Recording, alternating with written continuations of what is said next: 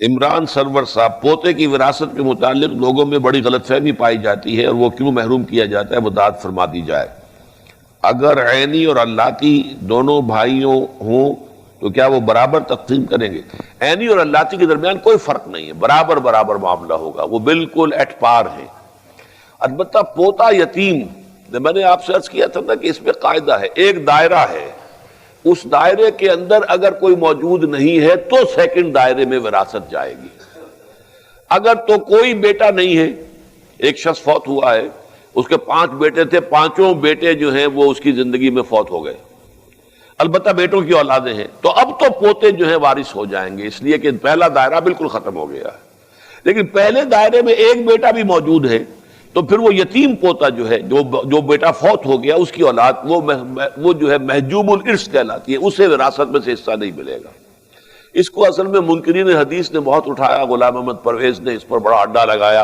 اور بڑا جو ہے علماء کے اوپر اس پر تنقید کی ہے، لیکن اصول ہوتے ہیں، ہر معاملے کے اندر کچھ اصول ہیں، اصولوں کی زد میں کوئی شے آ جاتی ہے تو اس کو ماننا پڑتا ہے، پھر اصول یہی ہے۔ باقی یہ ہے کہ چونکہ یتیم پوتا وارث نہیں رہا، تہائی کی حد تک اس کی وصیت کی جا سکتی ہے۔ فوت ہونے والا دادا وہ اپنے یتیم پوتے کے لیے یا یتیم پوتوں کے لیے تہائی کی حد تک وصیت کر سکتا ہے یا اپنی زندگی میں ہبہ کر سکتا ہے۔ مطلب یہ کہ کمپنسیٹ کرنے کے تو بے شمار ہیں، ہبہ جو ہے وہ کر سکتا ہے کہ میرا یہ جو ہے بیٹا فوت ہو گیا تھا، اس کی اولاد ہے، میں اتنا ہبہ کر رہا ہوں، اس کا اختیار اس کو حاصل ہے۔ لیکن جہاں تک وراثت کا تقسیم کا معاملہ ہے، اگر ایک بیٹا موجود ہے تو پھر پوتا جو ہے سیکنڈ لائن تک وہ وراثت منتقل نہیں ہوگی۔ باپ موجود ہے تو دادا پردادا کو وراثت منتقل نہیں ہوگی۔ ہو سکتا ہے کسی کی زندگی میں اس کا باپ تو فوت ہو جائے اور دادا جو ہے وہ موجود ہو تو ٹھیک ہے، باپ نہیں ہے، دادا ہے، دادا کو وراثت مل جائے گی۔ لیکن اپنی زندگی میں انسان چاہے، اصل میں یہ جو ملکیت کا تصور ہے اسلام میں، یہ اینک میری ملکیت ہے، میں جس کو چاہوں دے دوں، جب چاہوں فروخت کر دوں، جس کو چاہوں ہدیہ کر دوں، جو بھی چاہوں، یہ میری ملکیت ہے۔ اسی طریقے سے اپنی ملکیت اپنی زندگی میں انسان ہبہ کر سکتا ہے، لیکن اس کا قبضہ بھی دینا ہوگا۔ ہبہ تبھی مکمل ہوتا ہے جب باقبضہ ہو، اور یہ کہ اس میں یہ کہ وارث کو بھی ہو سکتا ہے، ایک بیٹے کو سارا کچھ آپ دے سکتے ہیں، قانوناً جائز ہوگا، اور اس کے اوپر دنیاوی عدالت جو ہے کوئی حرف نہیں اٹھا سکتی، کوئی اس کے اوپر جو ہے تنقید نہیں کر سکتی۔ لیکن اگر اس میں ناانصافی کی گئی ہے، اگر ناانصافی کا کوئی خاص سبب ہو، کوئی ایک بیٹا جو ہے وہ آوارہ ہے،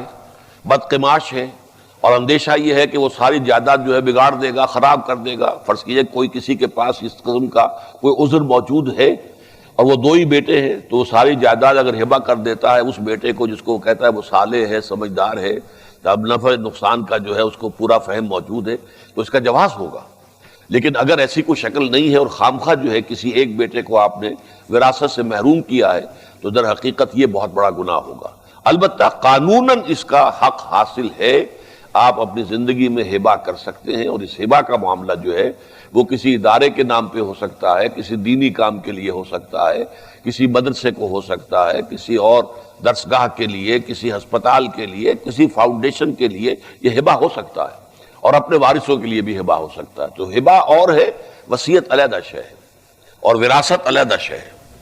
یہاں یہ کہ وراثت کا حق معین کیا گیا ہے، لیکن یہ کہ اسے لڑکے کے مقابلے میں آدھا رکھا گیا، اس کی وضاحت تو میں کر چکا ہوں۔ اور